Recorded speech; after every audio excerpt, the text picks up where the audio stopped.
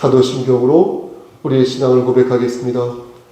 전능하사 천지를 만드신 하나님 아버지를 내가 믿사오며 그 외아들 우리 주 예수 그리스도를 믿사오니 이는 성령으로 잉태하사 동정녀 마리아에게 나시고 본디오 빌라도에게 고난을 받으사 십자가에 못 박혀 죽으시고 장사한 지 사흘 만에 죽은 자 가운데서 다시 살아나시며 하늘에 오르사 전능하신 하나님 우편에 앉아 계시다가 저리로서 산 자와 죽은 자를 심판하러 오시니다.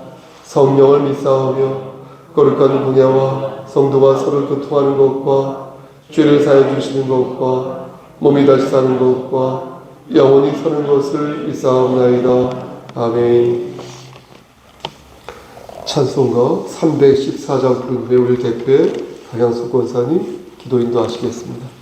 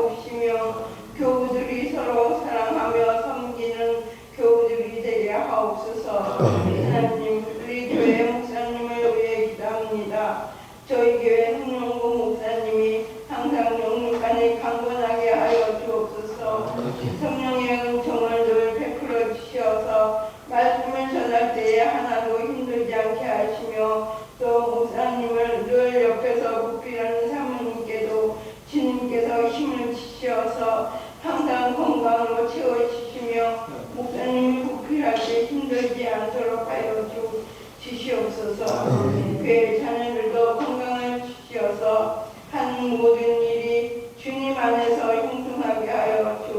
하나님, 저희 교회 교역자들도 건강 축복을 주시고 성령으로 은총을 베풀어 주옵시고 그들의 가정에도 건강 축복을 주셔서 하나님의 일을 할 때에 염려 없게 하여 주옵소서. 하나님, 이 자리에 참석 못한 교우들도 하나님께서 기억해 주시길 원합니다.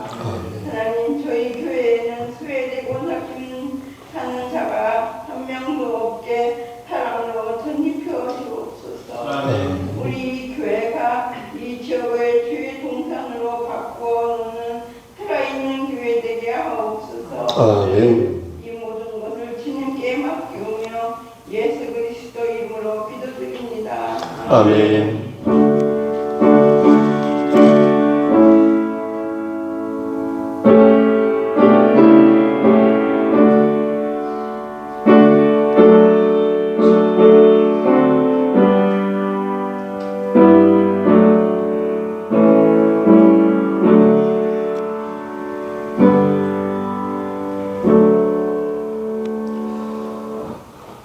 하나님 말씀 보겠습니다. 하나님 말씀 보기 전에 잠깐만 옆에 저 공기청정기를 좀 틀어주시겠습니까? 혹시 켜져 있나요? 옆에? 네, 감사합니다. 자동으로 해주시면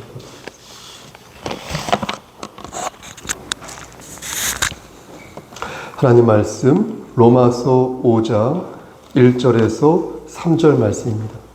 그러므로 시작.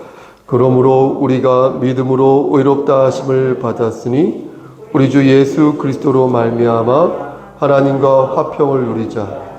또한 그로 말미암아 우리가 믿음으로 이 은혜에 들어감을 얻었으며 하나님의 영광을 바라고 즐거워하느니라. 다만 이뿐 아니라 우리가 환난 중에도 즐거워하나니 이는 환난은 인내를. 여기까지 읽겠습니다. 잠깐 찬송 한 장만 더 부르겠습니다. 목사님, 찬송 한 장만 인도해 주시겠습니까? 네.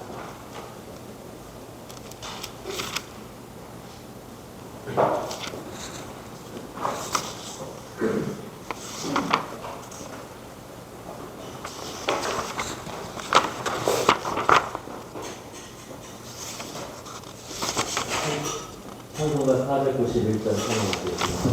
491장.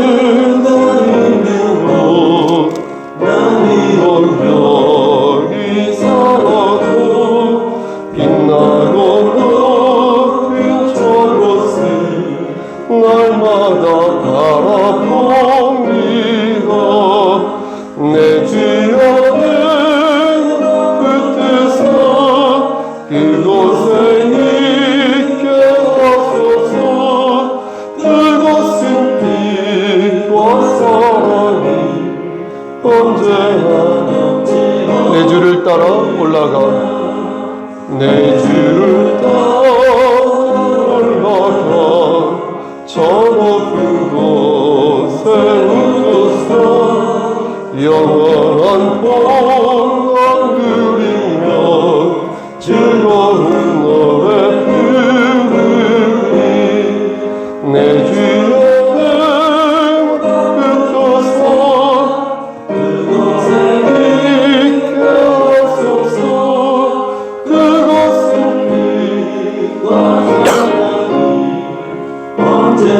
넘치는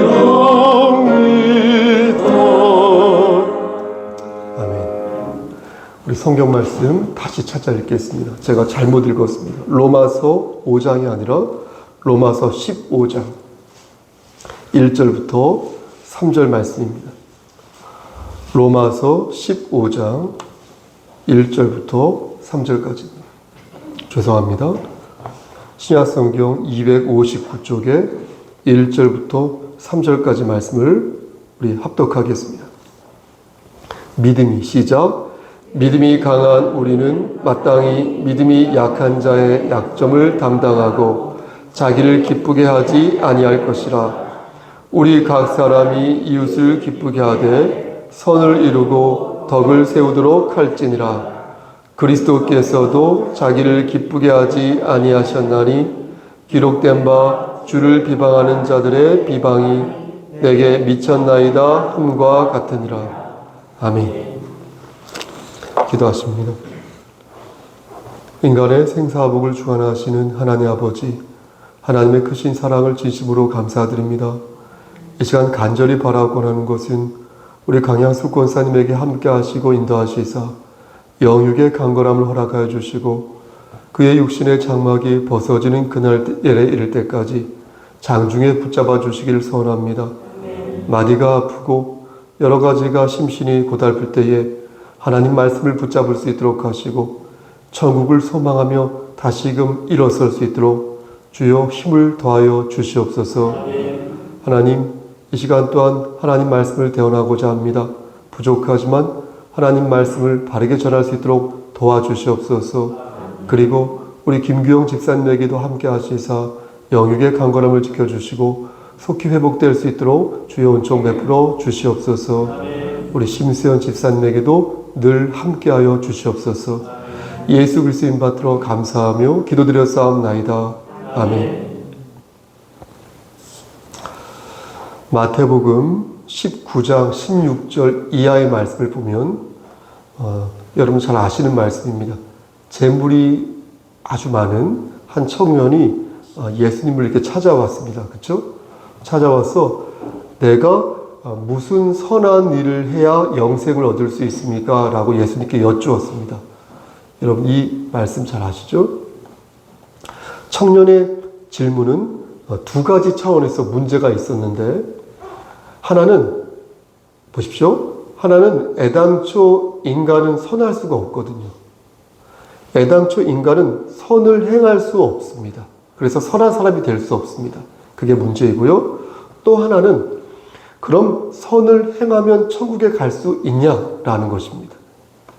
예수님께서 청년에게 말씀하시기를 네가 생명에 들어가려면 이렇게 표현하셨어요. 생명에 들어가려면 계명들을 지켜라 이렇게 말씀하셨는데 우리는 이 말씀을 바르게 이해할 필요가 있겠습니다.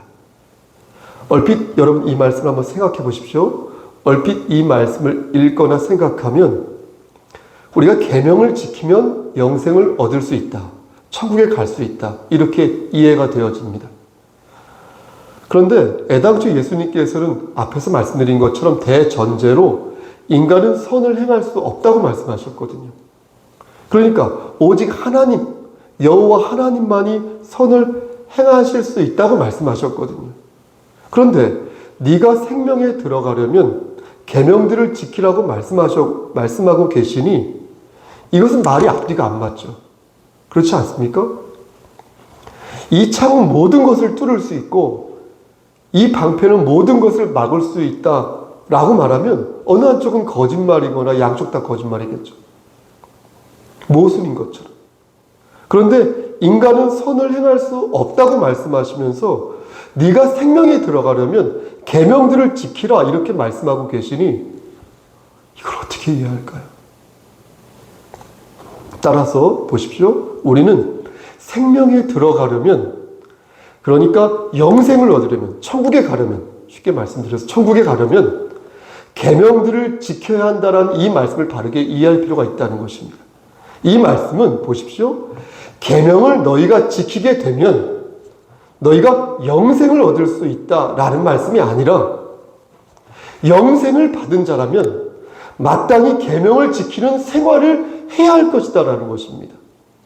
다시 말씀드려서 여러분들에게 여러 번 말씀을 드렸는데 율법을 내가 지켜야 영생을 얻는 것이 아니라 영생을 얻은 자라면 마땅히 율법을 지켜야 한다는 것입니다. 그래도 자꾸 이 말씀이 눈에 전 밟히는 것입니다. 목사님, 분명히 마태복음 19장 17절에서 예수님께서 말씀하시기를 네가 생명에 들어가려면 계명들을 지켜야 한다고 말씀하셨지 않습니까? 이렇게 워딩이 되어 있지 않습니까? 그럼 그 말씀 그대로 믿어야 되는 것 아닙니까, 목사님? 라고 물으실지도 모르겠습니다. 하지만 보십시오. 과연 율법을 완전히 지키는 인간이 이 세상에 존재할까요? 예수님의 표현대로 인간 중에 과연 선한 자가 존재할까요? 존재하지 않죠. 하나님 외에는 선한 존재가 없는데, 그래서 선한 이는 오직 하나님이신데 어떻게 인간이 계명을 지켜서 선한 존재가 될 수 있겠습니까? 매우 중요한 말씀입니다. 예수님께서는 계명을 모두 지켰다는 청년에게 말씀하시기를 그렇다면 네가 가진 소유를 다 팔아서 가난한 사람에게 줘봐, 이렇게 말씀하셨어요. 다 지켰다고 얘기하는 청년에게. 그러자 청년은 어떻게 하였습니까? 아무 말도 하지 않고 근심하여서 그 자리를 떴습니다. 이게 바로 인간은 선한 존재가 될 수 없다는 사례 아니겠습니까? 그러나 하나님과 같은 존재가 될 수는 없어도 하나님께 은혜를 받은 자라면 계명의 원래 목적을 바르게 이해하여서 계명을 지키기 위해 노력하는 삶을 살아야 한다는 것입니다. 그러니까 살인하지 말고, 제가 일일이 거론해 보겠습니다. 그 다음 뭐죠? 간음하지 말고, 도둑질하지 말고, 거짓 증언하지 말고, 내 부모를 공경하고, 내 이웃을 내 자신과 같이 어떻게 해라? 사랑하라. 그렇죠? 그리고 그 외에 여러 계명을 지켜라 라고 말씀하셨다는 것입니다. 그래야 생명에 들어간 자로서 구원을 받은 사람다운 모습이라는 것입니다. 여기에서 한 가지, 오늘 이름은 거론하지 않겠는데요, 오늘 어떤 집사님과 나눈 말씀을 소개하면 이해의 폭이 좀 넓어질 것 같습니다. 여러분 다 이해하신 것도 같지만, 그 집사님은 말씀을 읽다가 궁금한 것이 생겨서 질문을 저한테 한 것인데요, 오늘 그 말씀이 뭐냐면 요한복음 4장 34절부터 38절까지의 말씀입니다. 여러분 찾아서 읽을 거니까 찾아보시겠습니까? 요한복음 4장 34절부터 38절까지의 말씀이었습니다. 그러니까 아무래도 전문을 얘기하기보다 앞에서 설명한 그 내용 있죠? 그 내용과 연관된 부분만 말씀드리는 것이 좋을 것 같습니다. 우리 함께 요한복음 4장 36절만 찾아서 읽어보겠습니다. 그 부분을 보면요, 구원받은 우리 같은 사람이 어떻게 살아야 하는지 예수님께서 다르게 표현하신 부분이 있는데요, 그 부분을 한번 찾아보겠습니다. 오늘 본문 로마서 15장을 아예 덮지 마시고 손가락을 끼운 상태에서 이 요한복음 4장 36절 말씀 읽는 것입니다. 거두는 시작. 거두는 자가 이미 삭도 받고 영생에 이르는 열매를 모으나니 이는 뿌리는 자와 거두는 자가 함께 즐거워하게 하려 합니다. 이해가 되셨습니까? 여기에서 어떤 것을 보시면 되냐면 영생에 이르는 열매를 모은다라는 구절이 있습니다. 그렇죠? 이게 바로 구원받은 자가 계명을 지켜야 한다는 주님의 말씀과 궤를 같이 하는 것입니다. 그러니까 보십시오. 천국에 가는 사람들은 당연히 받은 은혜를 생각하여서 계명을 지키는 것이 도리라는 것입니다. 이것을 요한복음에서는 거두는 자가 영생에 이르는 열매를 모은다라고 표현하신 것입니다. 거두는 자는 우리 같이 구원받은 사람들을 말하는 것입니다. 그렇죠? 근데 보통 우리가 일을 한다면 돈을 받잖아요. 삭세를 받지 않습니까? 그게 정상이잖아요. 일반적인 거지만 일을 다 하기 전에, 마이크가 맹맹거리죠. 일을 다 하기 전에, 그러니까 열매를 다 거두기 전에 이미 구원을 받았다는 것입니다. 이해가 되십니까? 그러니 너희는 열심히 영생을 얻은 자답게 열심히 열매를 모으라고 말씀하신 것입니다. 열매를 모아야 구원을 받을 수 있다는 게 아니라 이미 구원을 받았다는 거예요. 그러니까 열매를 모으라는 거예요. 그러니까 구원받은 자라면 응당 부지런히 열매를 모으기 위해서 어떻게 해야 돼요? 애를 써야 한다는 것입니다. 그렇게 할 때 뿌리는 자나 거두는 자나 모두 천국에서 함께 기뻐할 수가 있다는 것입니다. 네, 왜요, 집사님? 네, 꺼주셔도 괜찮습니다. 자, 그럴까요?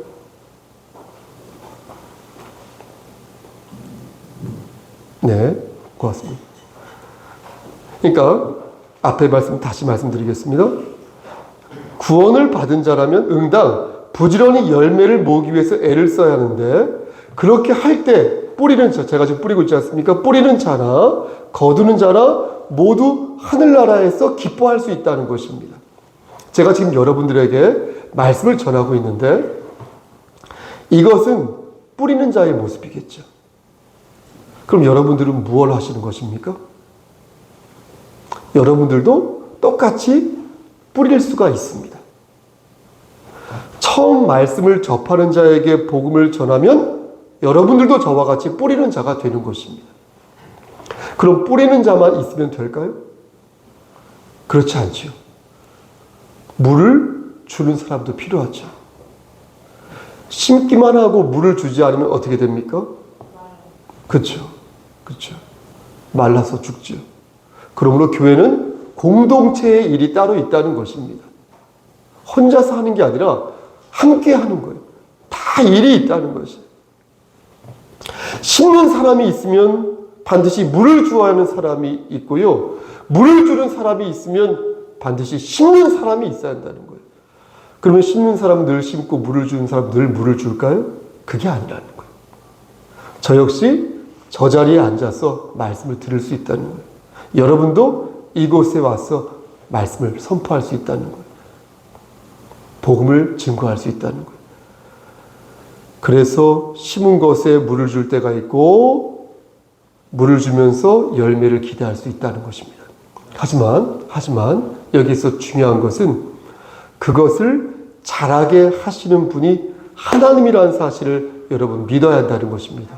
아멘. 고린도전서 3장 6절 말씀에서 바울이 말하기를 나는 심었고 아볼로는 물을 주었으되 오직 하나님께서 자라게 하셨다라고 말씀하지 않습니까?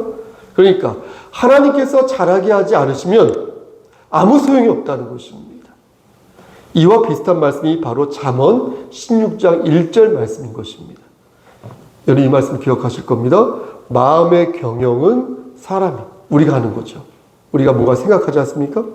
마음의 경영은 사람에게 있어도 말의 응답은 혀의 응답은 여호와 하나님께로부터 나온다라는 말씀이 그 말씀이 되겠습니다. 그러니까 아무리 내가 궁리를 해도 하나님이 허락하시지 않으면 말의 응답이 나올 수 없다는 것입니다.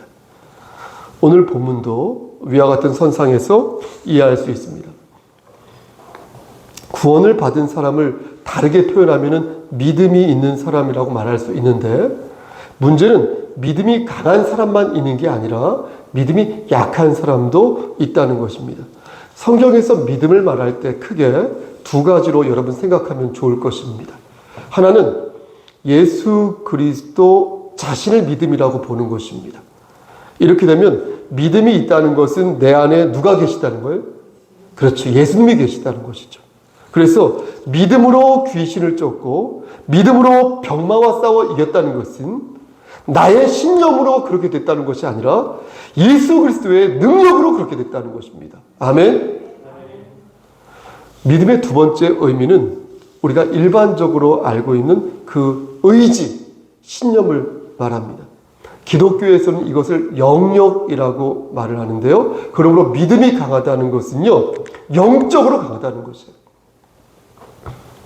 영적으로 강하다는 것이에요. 그런데 여기서 중요한 것은 어떻게 해야 영적으로 강해질 수 있냐라는 것입니다. 다시 말씀드려서 어떻게 해야 우리가 믿음이 강한 그리스도인이 될 수 있느냐라는 것입니다. 제가 검도를 아주 조금 하는데요. 검도 고수와 이렇게 교검을 하면 정말 기운이, 기세가 느껴지는지가 늘 궁금했습니다. 그러니까 저를 가르치는 관장님이 6단이고 또 가르치는 사범님이 4단인데요. 이분들에게서 정말 기가 느껴지는지, 내공이 느껴지는지 저는 항상 궁금했습니다. 근데 안 느껴지는 거예요. 아무리 교검을 해도. 6단인데. 왜 안 느껴질까? 눈에는 보이지 않지만 뭔가 좀 싸한 내공이 좀 느껴질 법도 한데 왜 안 느껴지는 것일까? 이해가 안 됐습니다. 근데 하루는 그 관장님이 작심을 하고 저 말고요 어떤 고수와 대련을 하는데 그 기품과 그 위험이 평상시의 모습과는 차원이 달랐습니다. 우선 기합 소리가 달랐고요. 또 그의 칼에서 기위와 존심이 보였고요. 또 처음부터 끝까지 자신감으로 상대를 압박하는데 이래서 고수는 다르구나 라는 생각을 그때 하였습니다. 그런데 여러분, 영적인 능력은 차원이 다르다는 것입니다. 세상에서 말하는 기, 세상에서 말하는 내공은 자신에 대한 그 믿음에서부터 오지만 성경에서 말씀하는 영적인 능력은 내 자신을 부인하고 하나님을 강력하게 붙들 때 그때 가능하다는 것입니다. 그러므로 믿음을 두 개로 나누어 생각해 보았지만 사실 하나라는 거예요. 본질은 하나라는 거예요. 우리가 어떤 결기를 품었을 때 그게 나의 결기가 아니라 예수님을 의지하여서 갖게 되는 결기이기에 믿음의 본질은 결국 예수 그리스도에게서부터 나온다는 것입니다. 예수님을 붙잡으니 내 의지가 강해지고 내가 예수님을 생각하니 내 생각이 바라지고 그래서 믿음이 강한 사람이 되어서 믿음이 약한 사람을 돕게 된다는 것입니다. 그런데 보십시오. 바울은 믿음이 강한 자에게 권면하기를 믿음이 약한 자를 도울 때 자기를 기쁘게 하지 말 것을 당부합니다. 이게 무슨 말씀입니까? 믿음이 약한 자를 도울 때 자기를 기쁘게 하지 말라는 거예요. 믿음이 강한 자가 믿음이 연약한 자에 대해 자신의 입장만을 고수하려고 한다면 그는 시험에 빠져서 낙심하게 된다는 거예요. 그러니 약한 자 앞에서 자신의 믿음을 뽐내지 말라고 말씀한 거예요. 그럼 어떻게 해야 합니까, 여러분? 잘난 척하지 않으면 어떻게 해야 됩니까?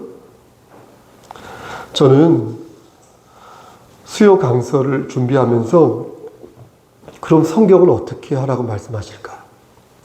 계속 생각을 하면서 궁금했습니다. 그 다음 절 넘어가기 전에 그러니까 1절을 읽고 설교문을 작성하면서 아직 구체적으로 1절에는 나와 있지 않은 것 같으니까 제발 좀 2절에 좀 속 시원하게 나왔으면 좋겠는데 라고 기대했어요. 그러면서 말씀을 읽었습니다. 그런 마음으로 2절을 이어서 읽었습니다. 제가 이런 마음이 든 이유는 아시는 분은 아시겠지만 요즘 저와 같이 사는 사람 중에서 아시고 말고요. 오해하지 마시고 저와 같이 사는 사람 중에서 믿음이 약한 형제를 보기 때문입니다. 목사의 손자이고 목사의 아들이기 전에 한 명의 그리스도인으로서 믿음이 약한 그의 모습을 제가 이렇게 보면서 어떻게 해야 할까 마음이 심란하기 때문입니다. 요즘 저는 저의 글을 볼 때마다 문화적으로나 정서적으로 낯선 느낌을 받습니다. 남들은 아버지가 주도라고 하나요? 주도 맞죠? 술 마시는 예절. 그것을 가르쳐 준다고 하는데 우리 집은 그런 게 없다는 말을 제가 들으면서 이게 뭐지? 이게 뭐지? 하는 생각과 함께 한 번도 경험해 보지 못한 그런 낯선 문화, 감정을 어른인 제가 느꼈습니다. 하지만 저는 날 때부터 그리스도인이었고 또 실학생이고 저희 아이는 실학생이 아니고 또 자라온 환경도 어쨌든 다르고 시대도 다르고 하는 그런 생각에 그럼 내가 그들을 위해 기도하면서 내가 무엇을 할 수 있을까 고민하던 차에 오늘 본문을 읽게 된 것입니다. 그럼 하나님께서는 바울을 통하여 어떤 해법을 일러주셨는지 찾아보겠습니다. 우리 함께 오늘 본문이에요. 로마서 15장 2절과 3절 말씀을 내리 합독하겠습니다. 우리부터 시작. 우리 각 사람이 이웃을 기쁘게 하되 선을 이루고 덕을 세우도록 할지니라. 그리스도께서도 자기를 기쁘게 하지 아니하셨나니 기록된 바 주를 비방하는 자들이 비방이 내게 미쳤나이다 함과 같으니라. 여러분 뭐라고 말씀합니까? 먼저 이웃을 어떻게 해라? 기쁘게 하라. 이렇게 말씀하십니다. 믿음이 약한 형제나 어떤 자매가 있을 때, 내 지체, 가족이 있을 때 그를 기쁘게 만들라는 것입니다. 그럼 그의 비위를 맞추라는 얘기일까요?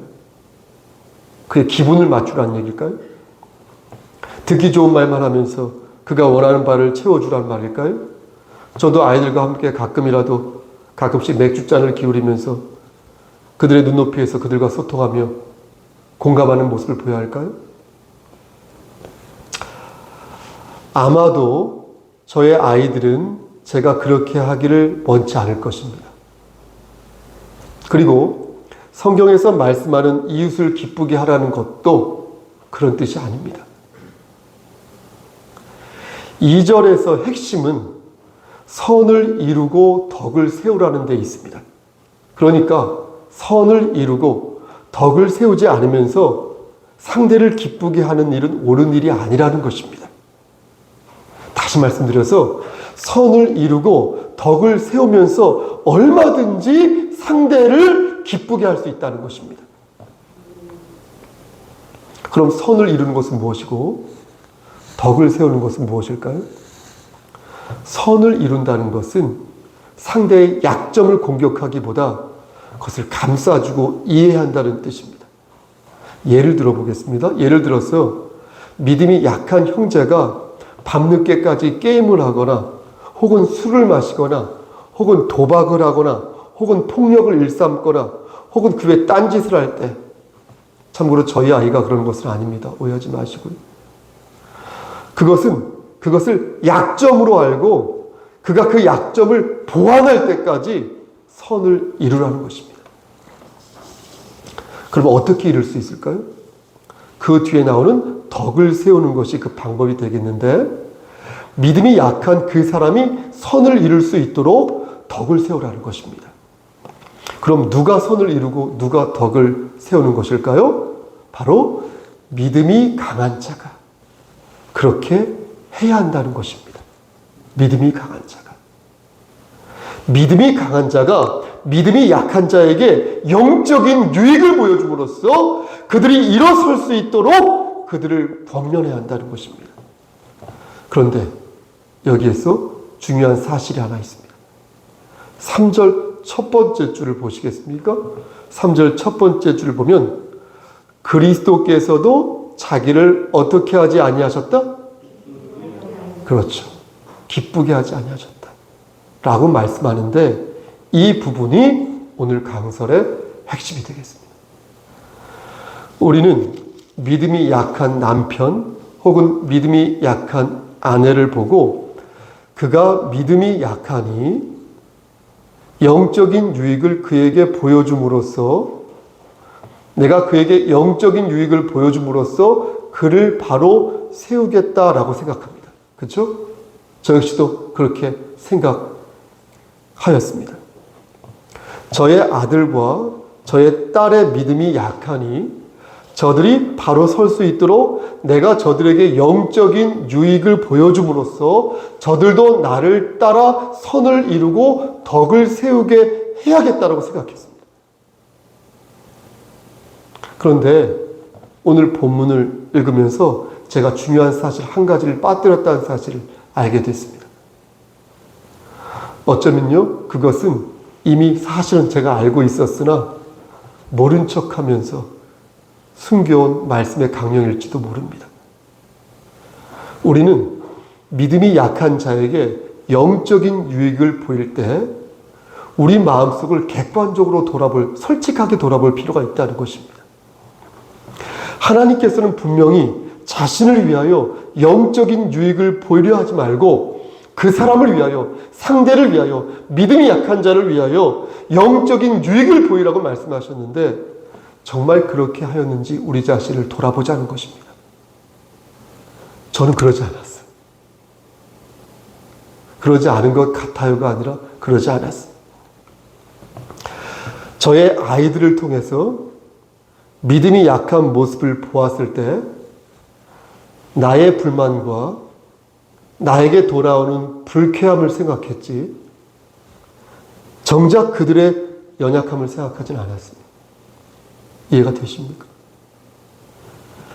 예수님께서는 분명 자신이 죽을 것을 알고 계셨지만 하나님의 계획을 끝까지 수행하셨는데 저는 상대를 기쁘게 하기보다 나를 기쁘게 하는 데 주력하였고 나의 자존심을 세우는 데 주력하였고 다른 사람의 시선을 더 많이 의식하였으니 이것은 분명 믿음이 약한 자를 대하는 성경적인 태도가 아니었다는 것입니다.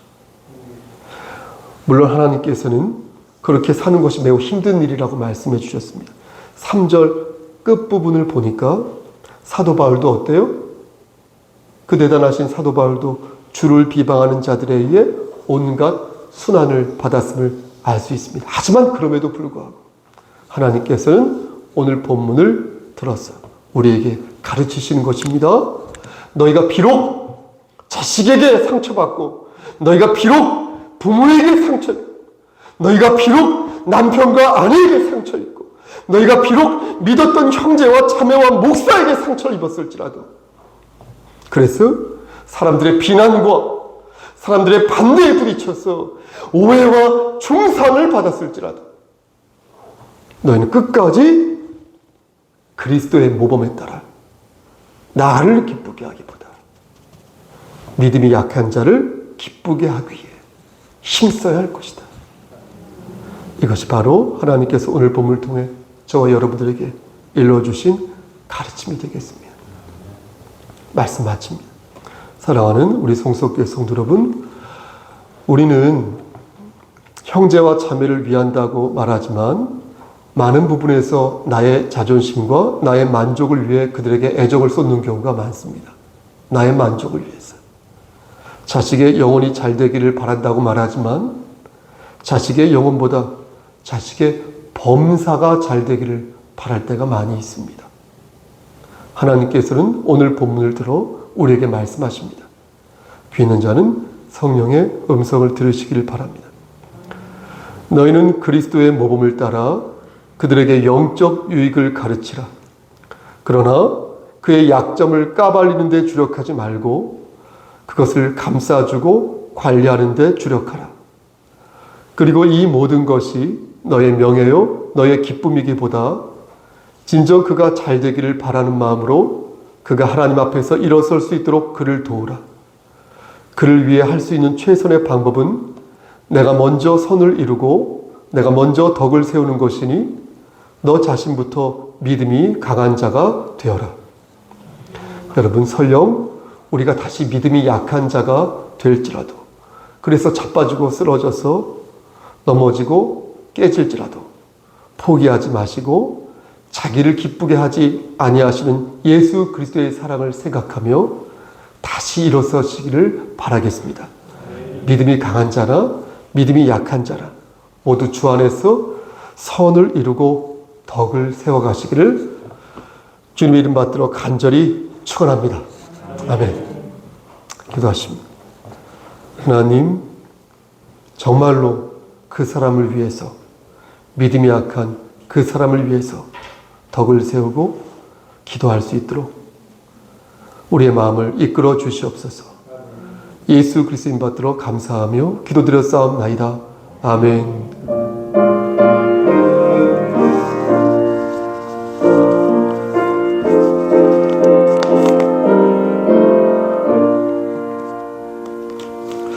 주의 기도로 예배를 마치고 잠시 피아노 반주에 맞춰서 개인 묵상 기도하시겠습니다.